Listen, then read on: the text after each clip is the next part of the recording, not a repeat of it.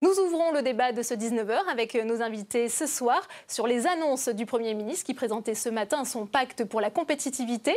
Alors j'ai le plaisir d'accueillir Albéric de Montgolfier, sénateur UMP d'Eure-et-Loir, Marie-France Beaufils, bonsoir, sénatrice du groupe communiste d'Indre-et-Loire, et Claude Haut, sénateur du Parti socialiste du Vaucluse. Alors Albéric de Montgolfier, on disait que finalement le gouvernement allait enterrer ce rapport. Finalement, il prend à son compte la plupart des dispositions contenues dans le rapport gallois. C'est une bonne chose, vous êtes satisfait? Une première motif de satisfaction, pour être tout à fait honnête, c'est que le gouvernement a pris conscience que le coût du travail était un problème. Donc il y avait un problème de compétitivité. Mais au-delà de ça, il y a un vrai sujet de méthode, puisque je vous rappelle qu'on a voté ici au Sénat en juillet 2013 un collectif budgétaire. Et ce collectif budgétaire, il a notamment comporté l'abrogation de la TVA compétitivité qu'on avait proposée. C'était ça en juillet. On est à la veille de l'examen du projet de loi de finances pour 2013. Et là, on nous propose des augmentations d'impôts qui vont compléter celles de juillet, à peu près 13 milliards d'euros en plus pour les entreprises. Et puis là, contre toute attente, surprise, on nous propose cette fois-ci de revenir en arrière, puisqu'on propose un allègement de charges pour les entreprises d'à peu près 20 milliards d'euros. Mais ça à partir de 2014.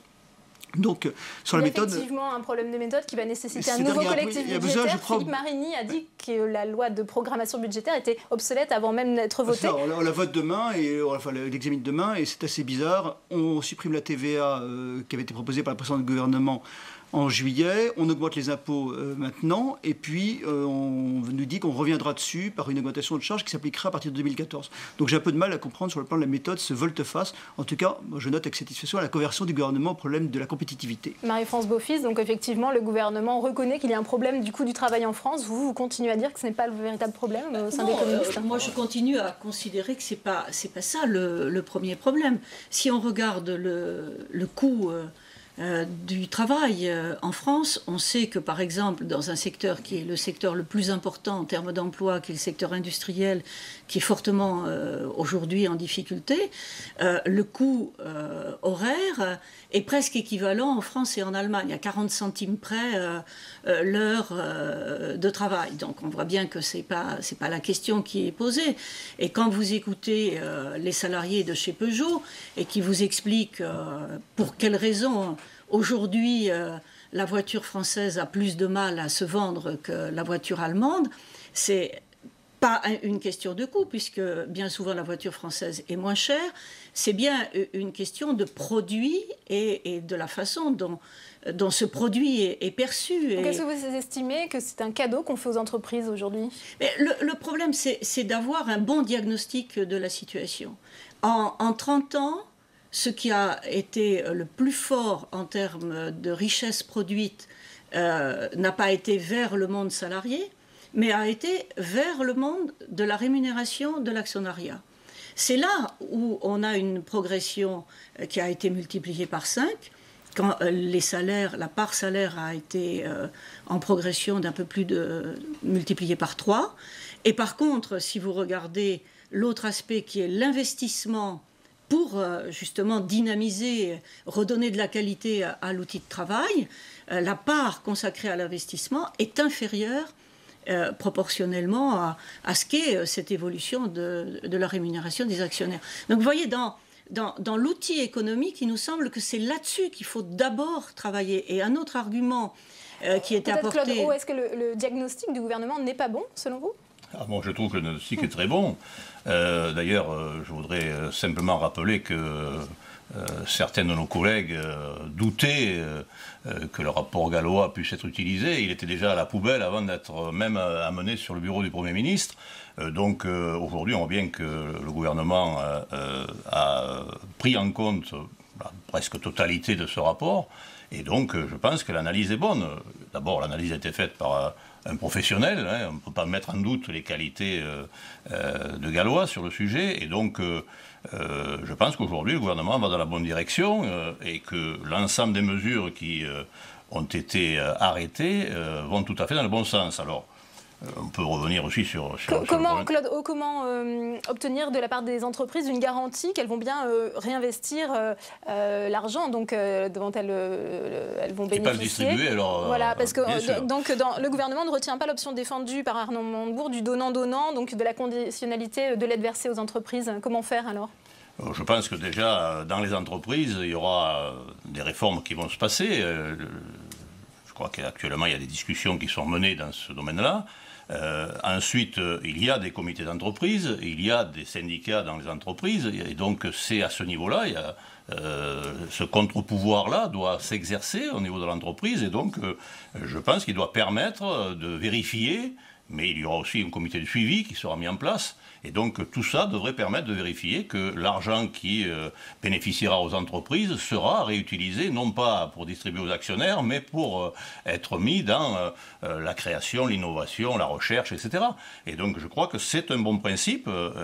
Maintenant, il faut mettre en œuvre tout ça. Je voulais simplement revenir sur la TVA, parce que ça fait un grand débat.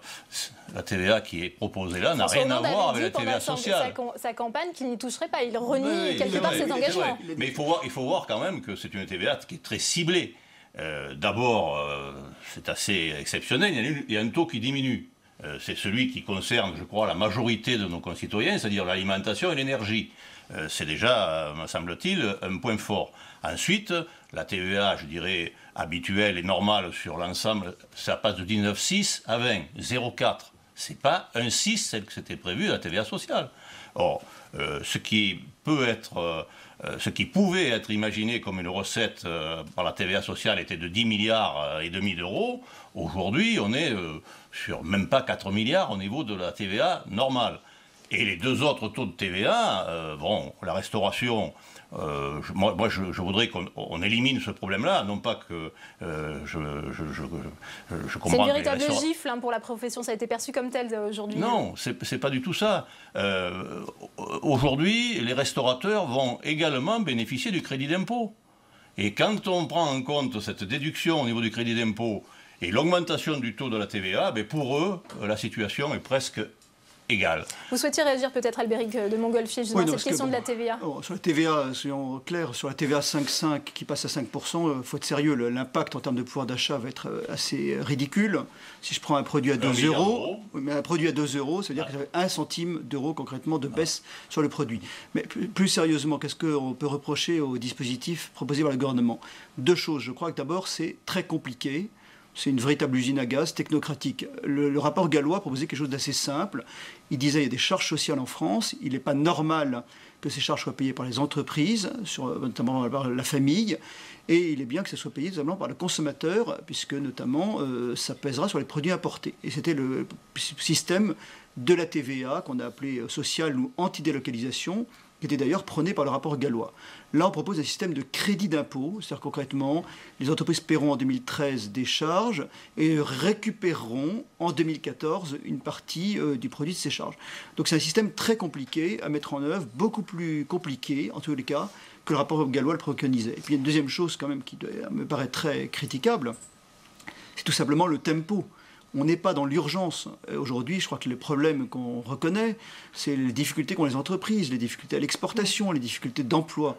Et on a un système qui ne sera applicable en fait qu'en 2014, puisque remboursement 2013, décharge payée en 2013 et un remboursement en 2014. Donc on étale des choses. Vous êtes tous les trois membres de la Commission des Finances. On sait qu'il va donc y avoir un collectif budgétaire. Donc Christian Eckert, le rapporteur général du budget à l'Assemblée, a dit dès février. Comment ça va se passer, vous, à l'UMP? Vous êtes à nouveau prêt à voter avec les communistes contre de nouvelles dispositions? Alors, nous, on va se prononcer au vu des textes. Mais demain, par exemple, on est réunis pour examiner la loi de programmation pluriannuelle des finances publiques, qui est donc la loi pour les 3 prochaines années.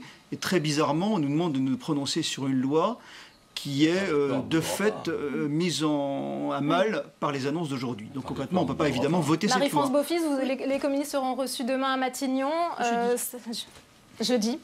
Jeudi, donc après-demain à Matignon, là le rapport gallois et les annonces du gouvernement, ça va encore peser sur les négociations, ça va pas vraiment dans le bon sens. Ça fait partie du débat démocratique normal. Je crois qu'on a des points sur lesquels nous n'avons pas un accord ensemble, mais il y a des sujets sur lesquels nous estimons qu'on peut continuer à débattre. Eh bien, et écoutez, la question de la compétitivité de notre activité économique, je voudrais quand même rappeler que l'activité économique en France est fortement portée par le pouvoir d'achat interne à notre pays. Et je crois qu'il faut être très attentif. Merci, et l'affaiblissement de l'Europe est inquiétant d'ailleurs. On a posé la question à nos partenaires du Nouvelobs.com, compétitivité, les annonces du gouvernement vous ont-elles convaincu? Eh bien, ils ont répondu oui, seulement à 15%, non 81%, ne se prononce pas 4% sur 345 votants. Merci à tous d'avoir été les invités du 19h de Public C'est très Sénat. complexe, mais tout le monde a compris. Hein, remarquez, tout ça.